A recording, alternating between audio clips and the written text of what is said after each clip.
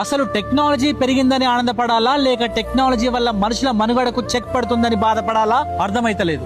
ఒకప్పుడు ఎద్దులతో దున్ని మనుషులే నాటేస్తోళ్ళు, మనుషులే వరి కోసేటోళ్ళు. ఇక ఈ టెక్నాలజీ పుణ్యమో పాపమో గానీ మనం చేసే పని మెషిన్ల కప్పేపి మనం సుఖానికి అలవాటు పడ్డాం. ఇక అయిందేందో అయిందనుకుందామంటే ఈ మెషిన్లు వచ్చిన కాంచలి గడ్డిని సురసురా పనికి రాకుండా కూసుడేనే, వడ్లను ట్రాక్టర్ల డబ్బాల నింపుడేనే, గడ్డి నెదర్లేక పశువులకు ఏలేక గడ్డి గట్టలు గట్టలేక రైతన్నలు కాల్చుడేనే. అసలు ఎంతమంది తెలుసు మనం ఇట్లా కాల్చకుండా భూమిలోనే కలేదు అనుకున్నట్లయితే వచ్చే పంటకేసే పోషకాలను దాదాపు 30 నుంచి 40% తగ్గించుకోవచ్చు. పొలంలో గట్టిగా నీళ్లు పెట్టాలి, కేజీలతో దమ్ము చేయాలి, 50 కిలోల సింగిల్ సూపర్ ఫాస్ఫేట్ లో ఒక 10 కిలోల యూరియా కలుపుకొని పొలం అంతా చల్లుకోవాలి. 20 రోజుల గడ్డంతా గులిపోతుంది. పంట దిగుబడిని పెంచే సూక్ష్మ జీవులు, ఎర్రలు, సేంద్రియ కర్బనం అన్ని మంచి పెరుగుతాయి. కొన్ని కారణాల వల్ల రైతులు ఇవన్నీ చేయలేకపోవచ్చు.